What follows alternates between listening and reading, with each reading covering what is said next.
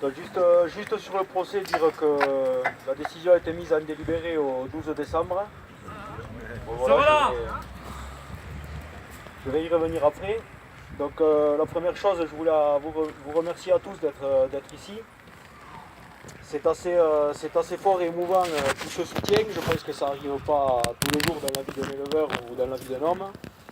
Donc aujourd'hui, il y a des proches ici, des collègues, des gens aussi moins proches, des structures, la profession agricole, les élus, les Pyrénéens de toute la chaîne.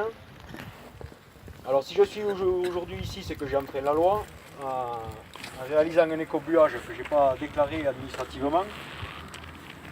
Donc la suite, je ne m'étais pas exprimé depuis, je vais y revenir un peu. 48 heures de garde à vue. Alors là aussi c'est bizarre, la première chose qu'on me dit quand j'arrive en garde à vue ou quand on me contrôle sur la zone, on me dit, monsieur Desjean, que les choses soient bien claires, on ne veut pas qu'il y ait d'amalgame, ça n'a rien à voir avec l'ours. C'est quand même bizarre, mais moi j'avais rien demandé. Ces gens-là, ça c'est quand même nécessaire de me le rappeler. Donc ensuite je suis passé en comparution immédiate à l'issue de la garde à vue, où on a demandé le report, donc le procès qui a eu lieu aujourd'hui. J'ai été placé sous contrôle judiciaire, donc interdiction de quitter le territoire, interdiction de détenir ou de transporter des armes et aller pointer une fois par semaine à la gendarmerie. Donc là on se demande un peu, on a l'impression quand même d'être un délinquant, sachant que ce contrôle judiciaire il court maintenant jusqu'au 12 décembre, puisque c'est la date à laquelle sera rendu le délibéré. L'État a décidé de couper les têtes de ceux qui sont en première ligne d'un combat qui nous est cher. Ce combat contre les prédateurs, pour la montagne, pour ce territoire, pour notre territoire et pour nos vies de montagnards. Donc tout ça, moi, ça m'inspire deux réactions. La première, c'est que l'État peut s'acharner. Ceux qui me connaissent et qui savent d'où je viens pourront vous le dire.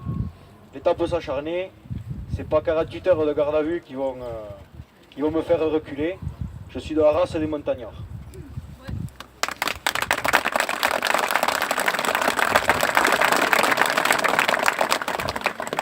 Ensuite, l'État peut taper sur quelques personnes bien choisies, triées sur le volet. On l'a connu à Arbas. L'État peut décapiter les quelques-uns qui sont devant, d'autres prendront leur place et le combat continuera toujours. Je pense que le monde qu'il y a aujourd'hui en est la preuve. Alors l'État réveille une vertu du monde agricole, une vertu des montagnards, c'est la solidarité. Et ça vous le prouvez encore une fois aujourd'hui. Mais à ce jour, l'État est resté sourd face à nos revendications, à celles de nos structures, à celles de nos institutions et à celles de nos élus. La seule réponse qu'on a aujourd'hui, c'est une répression démesurée, des perquisitions, des interrogatoires, et encore aujourd'hui où on interdit à des gens de rentrer dans un tribunal. Donc la révolte paysanne, elle est en marche, elle était ariégeoise hier, elle est pyrénéenne aujourd'hui, et je pense qu'elle sera encore plus forte demain. Je voulais vous remercier à tous pour votre présence, pour ce soutien et pour cette mobilisation. D'abord à mon nom personnel, ensuite au nom de ce combat qui nous est cher à tous.